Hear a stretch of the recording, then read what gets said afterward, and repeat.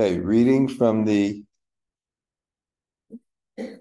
Bṛhad-bhāgavatāmṛta. I'm not sure if it's chapter 4 or chapter 5, but it's text 68. Om Namo Bhagavate Vasudevaya. Om Namo. Om Namo Bhagavate Vasudevaya.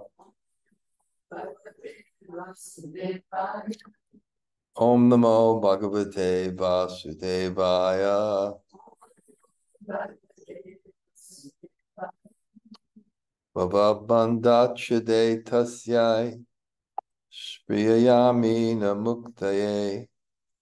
Bhavān prabhur ahaṁ dāsa iti yatra vilupyate. Even though liberation destroys the bondage of material existence, I have no desire for liberation in which I would forget that you are the master and I am your servant. Commentary. The source of this famous verse is unknown. In Sri Bhakti Rasamrita Sindhu 1249, Srila Rupa Goswami cites it merely as Prasiddham Sri Hanumat Vakyam, a well-known statement by Hanuman. Om Jnana Timirandasya Gananjana Shalakaya Taksur Unmulatam Yena Tasmai Sri Gurave Namaha Sri Chaitanya Manobhishtam Stapitam Yena Bhutale Swayam Rupa Kadamayam Dadati Swapadantikam Vanchakalpa Tarubhyascha Kripa Sindhu Vayevacha Patitanam Pavanebhyo Vaishnavebhyo Namo Namah. Shri Krishna Chaitanya Prabhu Nityananda Sri Advaita Gadadhar Shivas Adi Gaur Bhaktivinoda. Hare Krishna, Krishna Krishna, Hare Hare, Hare Rama, Hare Rama.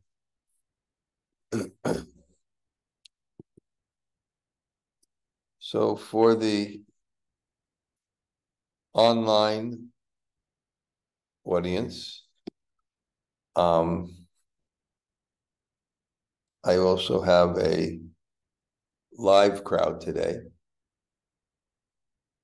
And an important point of experiencing the Bhagavatam or spiritual life is that when you're in a group, it's one mind.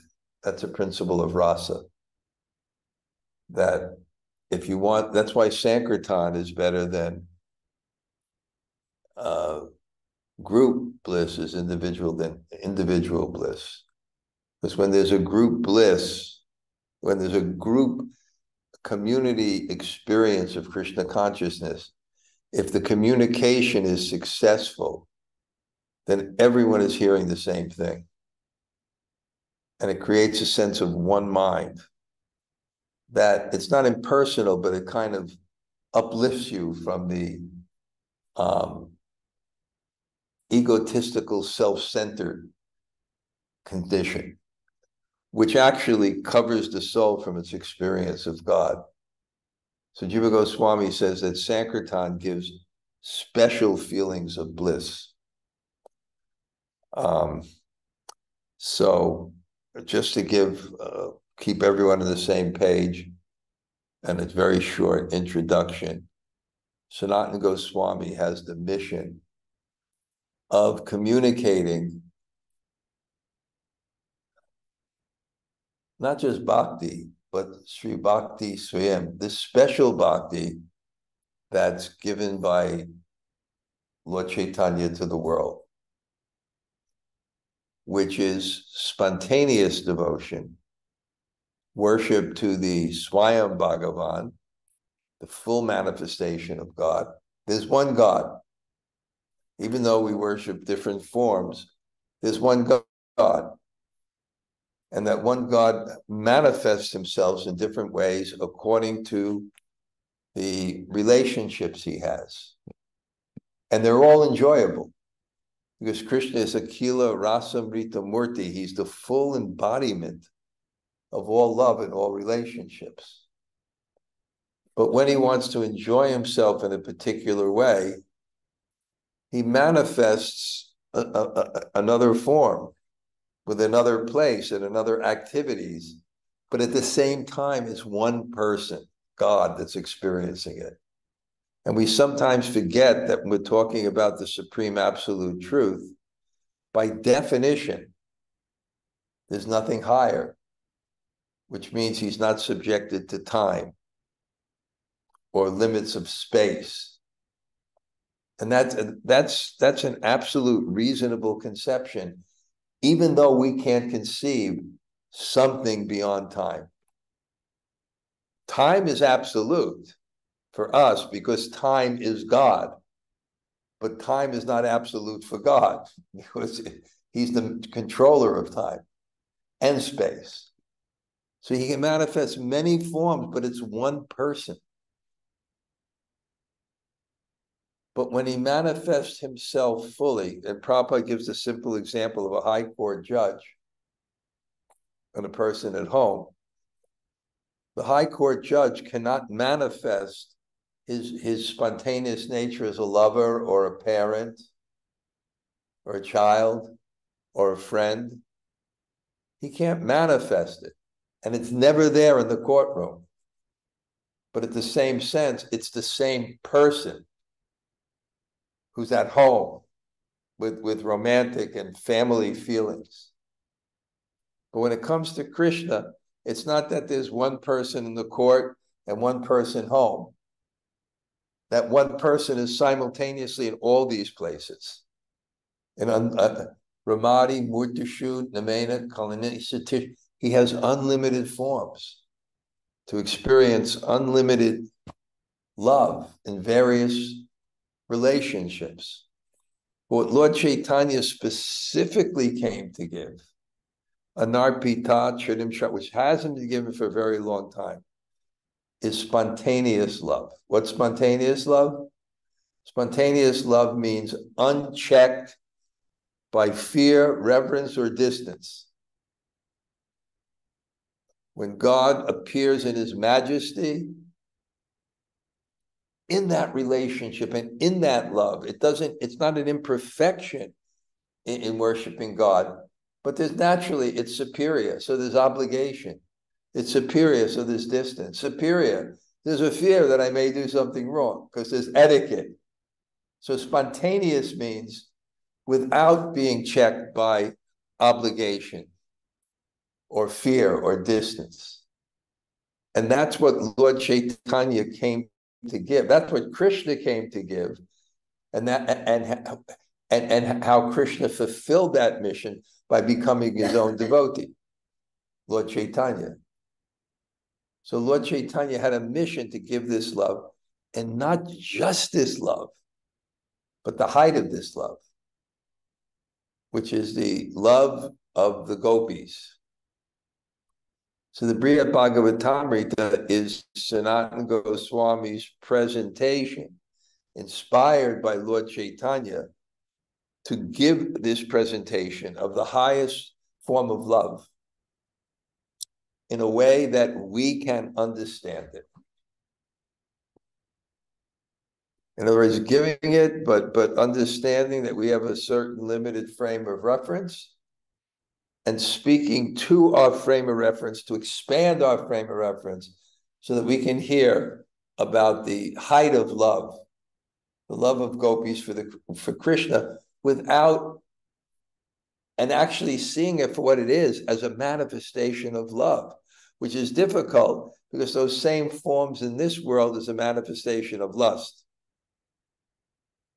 So this is presentation. He does it and by relating this story, which is a summary of the Bhagavatam given by Maharaj Parikshit to his mother on the last day of his life. And the philosophical theme of the Bhagavatam and what Lord Chaitanya came to give is explained through this history or story of Narada Muni's search for the topmost devotee. And each devotee, because they are humble and they're not interested in being the center, they're interested in serving the center. And they resist for ego to be glorified. They resist for ego to be in the center. They're not interested. They're interested in serving, not only serving, but without ego. Gopi bhartu patakamala dāsa dāsa anudasa. Servant of the servant of the servant of the servant. So in that journey, Narada came to Bṛhad, and Bṛhad naturally, just from a deflected praise, because being in the bhava of servant, when you're in the bhava of servant, you don't want to move from that. It's so sweet. And when you move from what moves you from the bhava of servant is the conception and feelings of pride. So things that could agitate our desires for profit, admiration, and distinction. The devotee has no interest, and he shuns that. So each of these devotees who are pure devotees, anyabilash vita shunyam, and have no other desire, they're going to shun it. And therefore, send Narada to someone they think is a better devotee than them. And they'll send it to another devotee who's also pure, but relationship has a flavor of a little bit more intimacy. So therefore, in one sense, a little bit more mercy. And so Bṛhad, who's meditating, he deflects praise. I said, if you really want to see the topmost devotee, you should see a devotee who's serving Krishna. And not just serving Krishna by giving up the fruits of his activities, but serving Krishna with every pore of his body. And that's Hanuman. And then when you glorify a devotee, you glorify two things. You glorify his mood of devotion, and you glorify his external activities of service, which are a reflection of the heart. So he glorifies these, and then he explains that the real essence of this devotion, and Narada is searching for the topmost recipient of Krishna's mercy, which is the one who has been enthused to the highest degree in selflessness and service.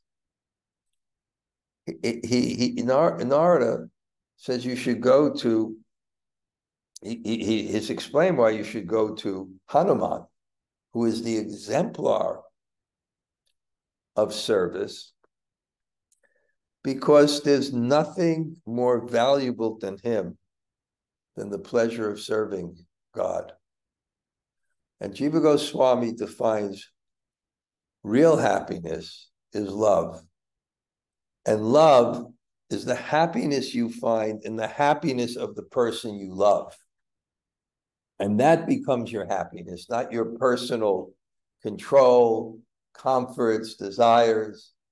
That becomes your happiness. And a person who actually has that type of love, he can sacrifice for everything.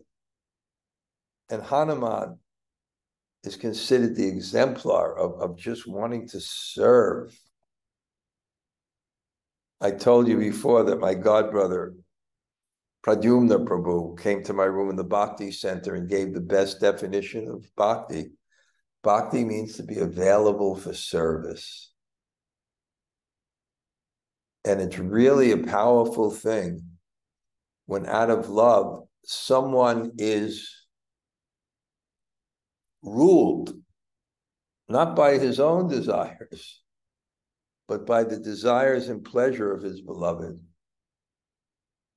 And Hanuman makes this statement that really hits to the heart of his devotion. Really hits to the heart of his devotion and his love. And it's so attractive. He said, everyone is after what? We're all after this. Bhava-bandha-cchide. Cchide is cut or destroys. We're all after muktaye. Everyone's after muktaye because we want to be free from something. We're always saying we're sick. We want to be from sick. There's relation problem. We want to be free from the relation problems. There's mental problems. We want to be free from the mental problems. And if we're in this consciousness, we're contaminated by jnana, the desire for liberation. And it covers bhakti. So those who are the pure devotees, they have no consideration for that. They're not interested in that. They're not interested in themselves. And therefore, Queen Kunti famously says, Vipada Shantu Tashashvat Tatuta. Let the calamities happen again and again. I'm just interested in service and the prayers of Vritrasura, Narayana Parasarve, Nakushtastinya Bibyati, Narayana Parayana. So much word, Narayana Parayana, one who loves Narayana. Natukastanya Swaga, Pavaga, Narakeshu. He doesn't care if he's in heaven, earth, Pavaga, Naraka, or in hell. He doesn't care. It's real love. It's real sacrifice. And it's what satisfies the soul, because the soul is consciousness which reaches its fruition in a mood of service. And we like that in other people. When we see someone selfless and we see someone serving, we appreciate that person. And we see when someone is just thinking of themselves, we don't appreciate that. But we don't reflect that on ourselves. We should appreciate that in ourselves. So he says, bhava-bandha, the bandha of bhava, of material existence, which we're all suffering from. Our whole life we're suffering from. And we're suffering now. Cchide destroys by what? Spṛhayāmi. Nah, I do not want mukti, which destroys these things. Everyone wants to be liberated from these things. But I don't want, and just like in the world today, people are in so much anxiety. There's wars and threats of third world war. There's threats of taking away our freedoms and dictatorship. There's all kinds of worries. And we're hoping it doesn't happen. We don't, but I have no desire for liberation, for the type of liberation, which is what? Where bhavān, you, prabhur, vilupyate, in which is lost the conception, where I forget the conception that ahaṁ dāsa, I am the servant, bhavān, you are the master, which is impersonal liberation. The tvevaham jatu nasham, the tamnve me, the tvevaham jatu nasam, the twamne me janadipa, the sarvana bhavishyami. Krishna says that's not true, though. It's an illusion. But we can merge and lose our identity and be free from all these problems. Everybody wants it. But Hanuman says, if this liberation, which everyone wants, and I forget that you're prabhur and I am dāsa, I'm servant, I don't want it. The janam, the danam, the sundarim, kavitam, va jagadisha kamaye, mama janmani, janme eshvari, bhavatad bhakti hoitike. I don't want any of these things. Even the janam, the sundarim, kavitam, va jagadisha, mama janmani, janme eshvari. I only want your service, birth after birth, not liberation. So now, Narada is explaining, because this is what Prahlad told him. He's the greatest devotee. Now now Narada is carrying that. And he's telling Hanuman, this is why I've come to you. Because it's so attractive. Selflessness, sacrifice, service, devotion. It's so attractive, but this is what it means. There's one principle of chanting that I read. One of my disciples had this book, mantra handbook. It was, anyway, one of the principles is to think of others before yourself. That's why there's one sannyasi in Siberia, and he had these brahmacharis. And he was training them to be grihastas, because he didn't think anyone would last. But then he challenged them. But if you do want to be a brahmachari and you don't want to have a family, then you have to be the humble servant of everyone.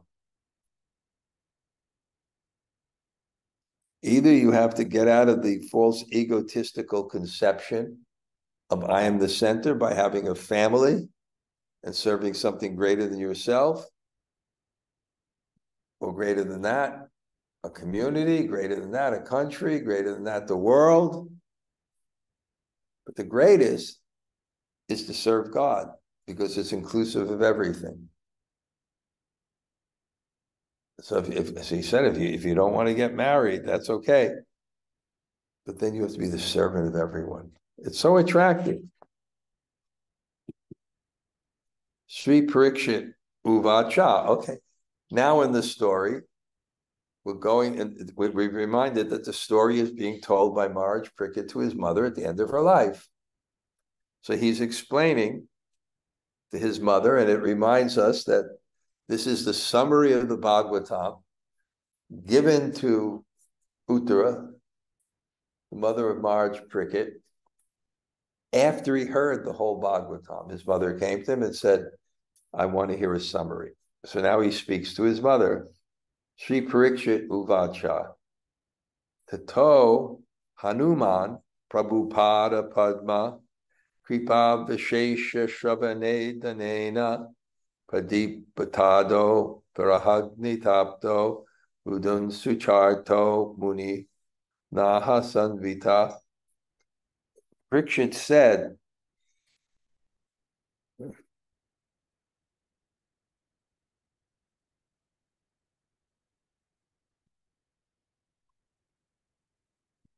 Hanuman was now burning in a fire of separation from his master, the Supreme Lord. And the fuel of hearing about the special mercy of the Lord's lotus feet had brought that fire to a blaze. For a while he cried sorrowfully, and then, calmed by the sage, he spoke. Commentary. As dry firewood kindles quickly, Hanuman's ecstatic pangs of separation at once increased when he heard of the Lord's special glories, especially accounts of how the Lord had mercifully engaged him in personal service. Narada was able to console him with soothing words, and after crying for some time, Hanuman regained his composure. So Parikshit's telling, he's describing what happened. Hanuman had heard about his devotion to the Lord, and therefore hearing about the glories of the Lord. And that hearing was like a fuel. I know one person, it's actually a young person, but I know them well, that their only problem in Krishna consciousness is they get so deep that the feelings of separation for Krishna are too painful. And they can't continue any further. Really. There are people like this, the process of Krishna consciousness. The separation from Krishna is so painful, they can't go deeper anymore. Because that's real love. Real love is tested upon the loss of a loved one. That's the real test of love. I was so impressed one year, I told you that Mother Sitala, wife of Hari Sari Prabhu, came here to the Disappearance Festival. And we were surprised to see her here because she came to Vrindavan where Prabhupada disappeared. She's too painful for her. That's the place that Prabhupada disappeared. Too painful for her. That's attachment. And therefore, as we'll find out later, that the topmost recipient of Krishna's mercy is one who feels these pangs of separation, because it's an indication of their devotion, which is the highest ecstasy. So here we see when he's Shravana, when he's hearing about Vishesha, Pada, Padma, Kripa, of the lotus, about the mercy of the lotus feet of Prabhu. When he's hearing about that, the special mercy, the Pada, Padma, Kripa, Vishesh, Shravanena, Dhanena, then by that fuel, Pradipta, it sets ablaze from him Viraha Agni, the fire of Viraha, the fire of separation, which is tapta, burning him. And therefore, Rudan, Sucha Arta, he's lamenting and he's crying. Because he is in separation, because his Lord said, when Ram went back to the eternal Yoja, he put him on some planet, the earth, in the universe, and said, you stay here for the benefit of others. Therefore, his solace was worshiping the deity. That was his solace. Solace. You have to have solace. When you're feeling such pains, you have to have solace. And the example I give is, I was in New York when Ayendra Prabhu passed from this world. And Ram Roy, famous for the New York City Harinam, that was his life. That was his nourishment. And he had a nervous breakdown. He just couldn't, he was so crushed. What attachment, right? He was so crushed. And what was his solace? Taking up the mission of Ayendra for Harinam. And he's done it for 10 years. And he started by himself. He had the books in the basement of the Bhakti Center, and he's an old man. He was in his 50s, and he'd have to wheel out every day the shopping cart by himself with and he didn't know who was going to come out there.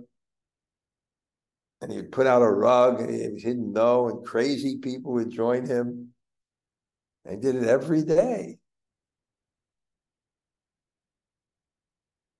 Because it was the only way to relieve the solace of separation due to that attachment.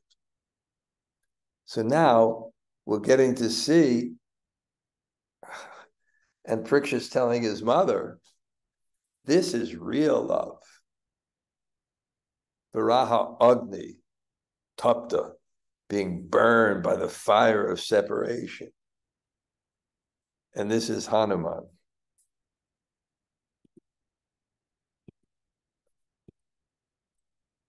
Now, what's going to happen, and Pariksha's describing this, is Hanuman's going to respond. And we have that concept of a clean glass of water, any spot becomes prominent. When something is dirty, you don't see something, but someone's a cleanliness freak, any spot becomes a big issue. And someone who's messy, they don't even notice if food's on the floor. So the heart that's clean, they tend to see their faults more. Plus, their vision of reality, they tend to see God, and that's very humbling. And they also tend to see their separation from God, which is very humbling. And in this case, Hanuman, Ram went to the eternal Ayodhya, and he's left here to serve the separation. So when he starts to think about himself, he doesn't see that he's a product of mercy. See, Hanuman Uvacha, Muni Varya Katam Srimad Ramachandra Padam Bujai Hinam Rodiyase Dinam Naishturya Smardanenacha. Sri Hanuman said, O best of the sages, why are you doing this to such a wretch, devoid of the lotus feet of Sri Ramachandra? Why do you make me cry by remembering me of how the Lord is neglected? The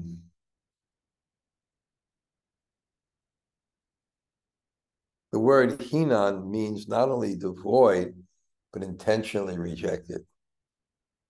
In the complex transformations of ecstasy, Hanuman lovingly reproaches Lord Ramachandra for being cruel. Technically, naishturya means hardness of the heart. So, so Hanuman said, why are you doing this? Why are you praising me? Hinam, I'm neglected. Dinam, I'm poor. What's that other word?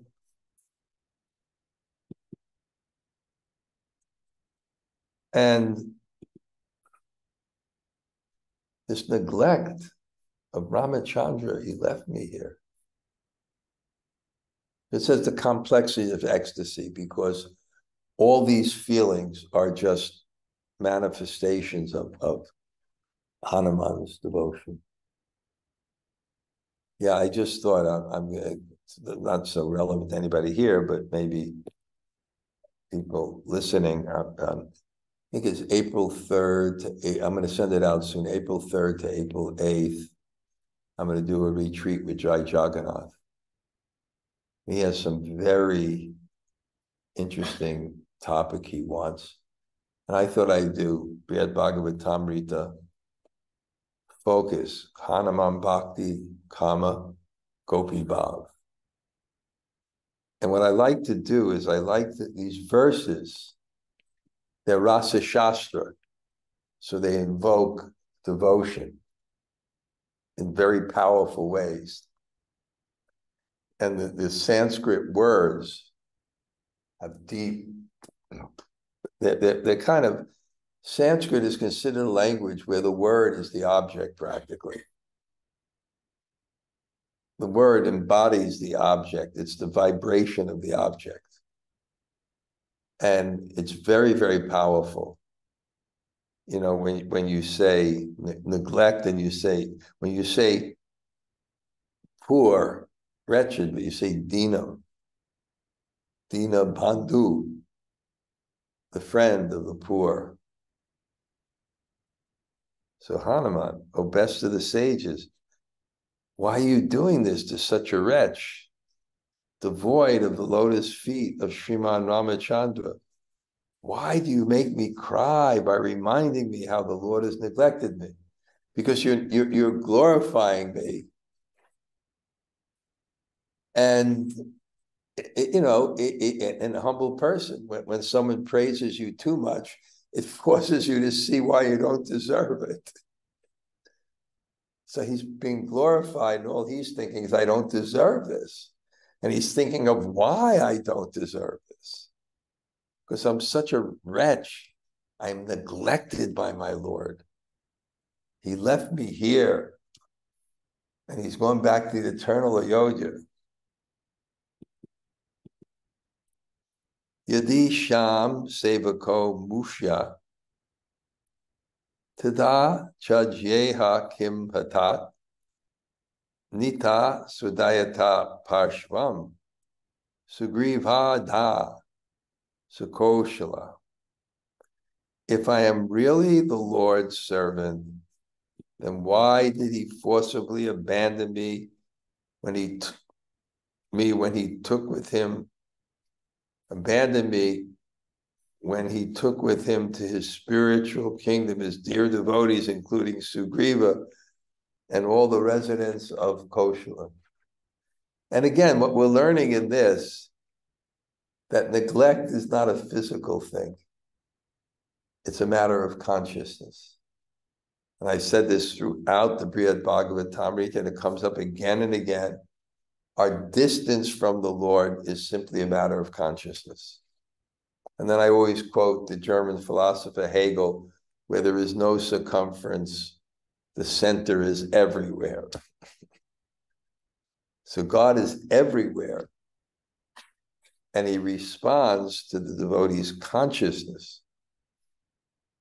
So even though he's saying I'm forcibly being neglected, we'll find out later in terms of the gopis that this kind of consciousness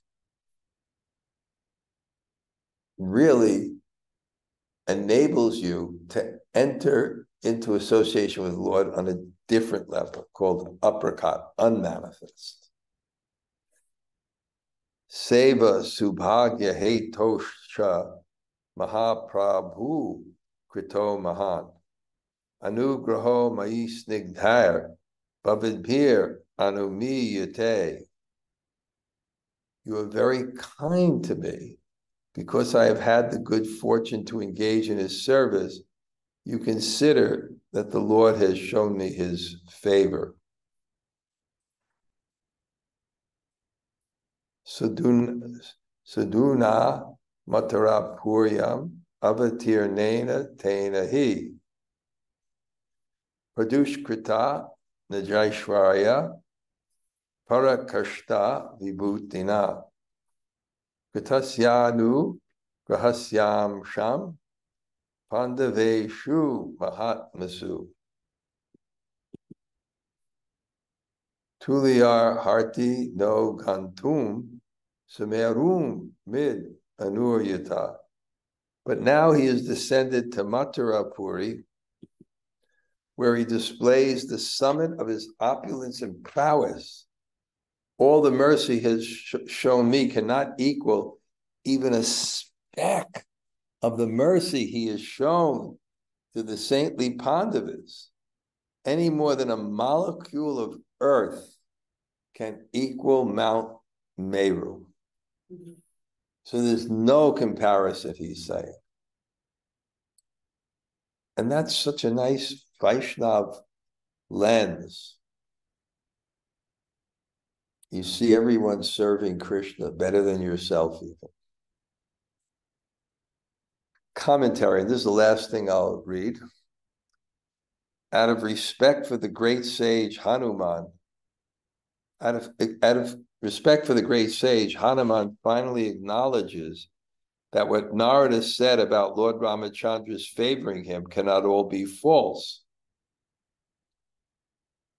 Lord Rama's order that Hanuman stay in the world in separation from him seemed cruel, but at least before that order, the Lord had allowed him to serve him in various ways.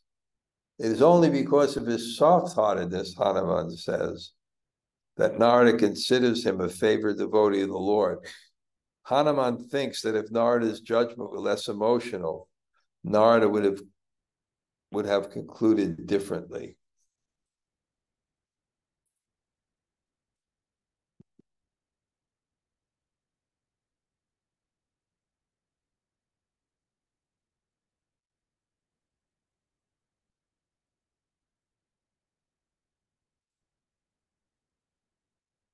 Okay.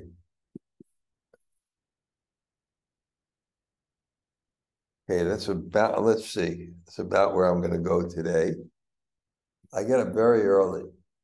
So sometimes at this particular time, like real fatigue starts to set in and the brain shuts off, but I try to make it at least to 8:15.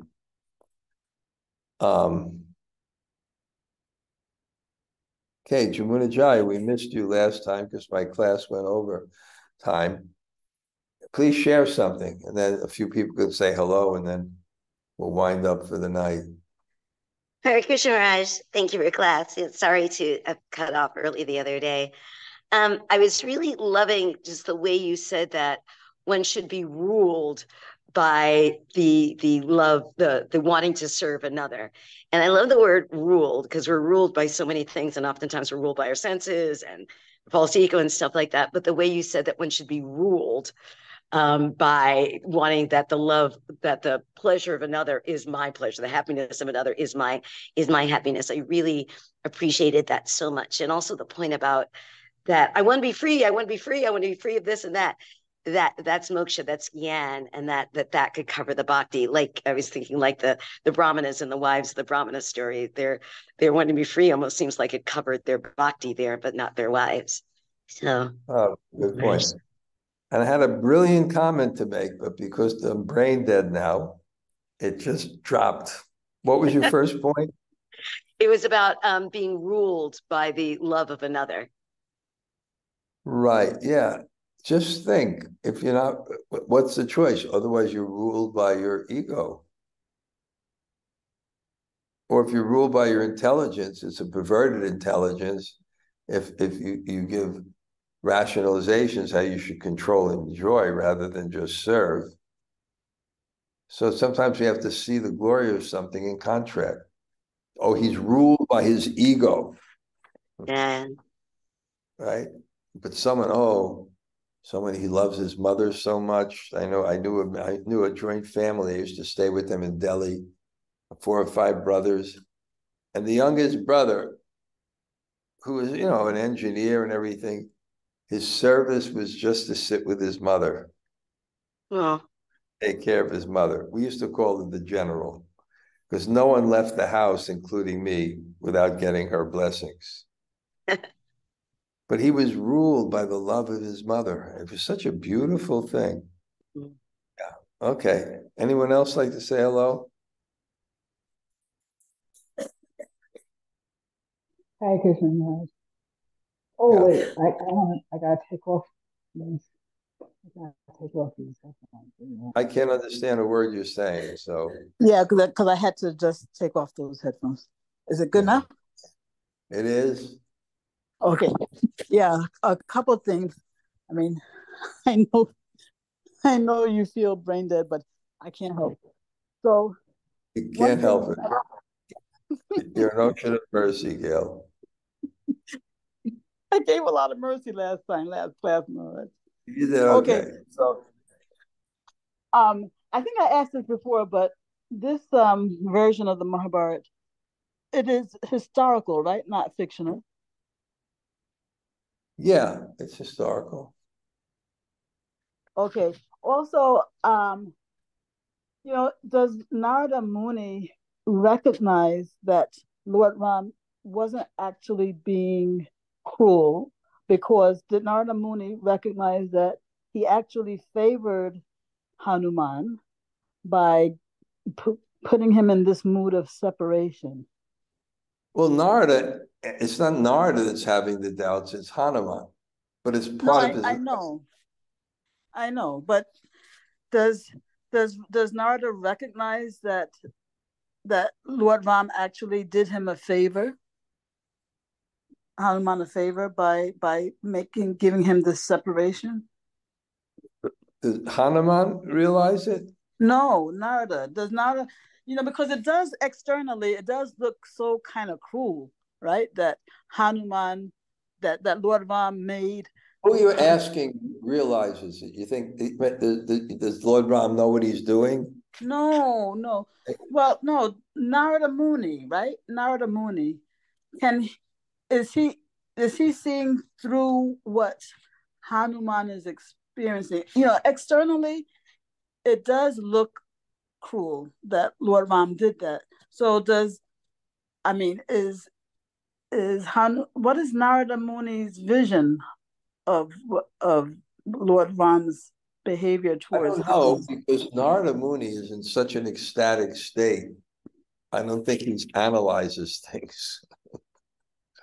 He doesn't look like he's in a very analytical mood. It seems like he's just in bhav, and he sees a devotee, and I don't think he's overly thinking these things, honestly. He's just seeing Hanuman's, look at his devotion. Mm-hmm. Okay, Gail, that's all I can take today.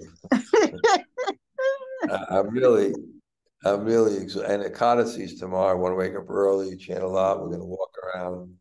Okay. That was it, Maharaj. Thank you. Okay.